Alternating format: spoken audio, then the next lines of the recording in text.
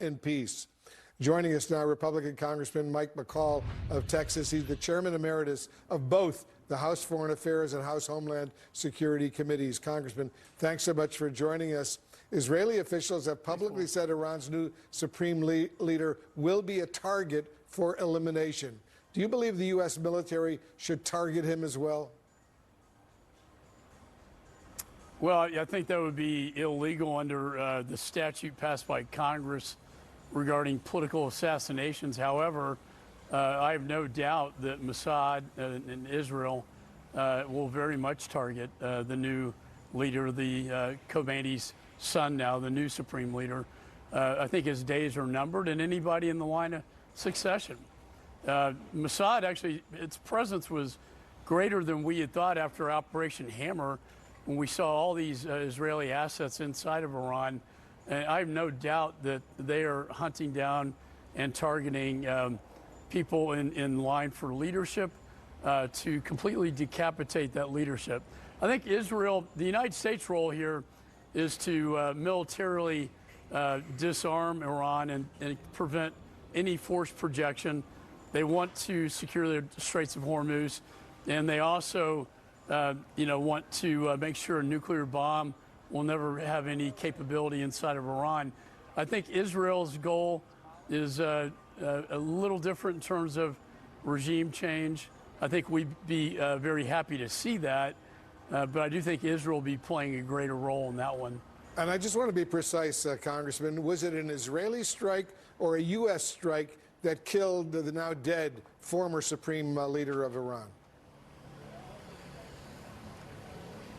You know, I don't want to tread into classified information, but it was identified by the Israelis. My understanding, I can say openly, it was an Israeli strike.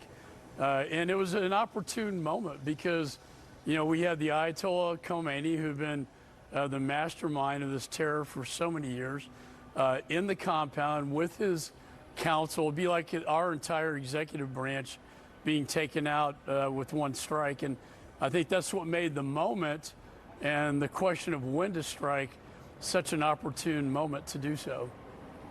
I want to play how some members of the Trump administration, including the president for his part, have described the length of this war with Iran. Listen and watch this. This is not Iraq.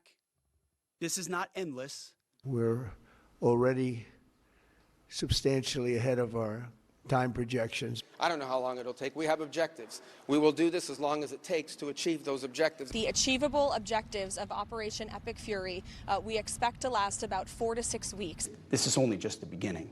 We've already won in many ways, but we haven't won enough. We're achieving major strides toward completing our military objective. And some people could say they're pretty well complete. Could call it a tremendous success right now as we leave here. I could call it, or we could go further, and we're going to go further. You said it would be over soon. Are you thinking this week it will be over? No, Are you talking but soon. about days? I think so. Okay. This is not endless nation building. Do you have a clear understanding of just how long this operation is going to last? Well, you did have some sort of mixed messages there. However, the 4 to 6 weeks is a consistent time frame that I've heard. I do think there are several things going on here. The military objective is actually ahead of schedule, and I think that is the #1 goal of the United States right now. What happens to any new regime and new supreme leader is a whole nother question that I think would go beyond that. You do have the clock ticking on the War Powers Act of 60 days. After which they would have to get congressional approval.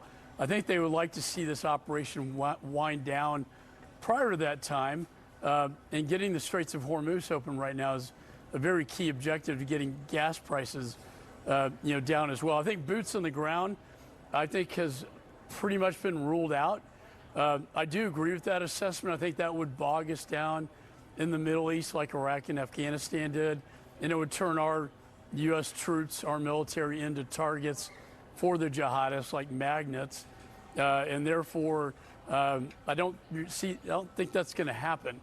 The military objective is very achievable short term. The second piece of new governance for the people of Iran, I think, however, would take much longer. Congressman Michael McCaul, thanks so much for joining us. Appreciate it very much. Thank you, Wolf. Thanks for having me.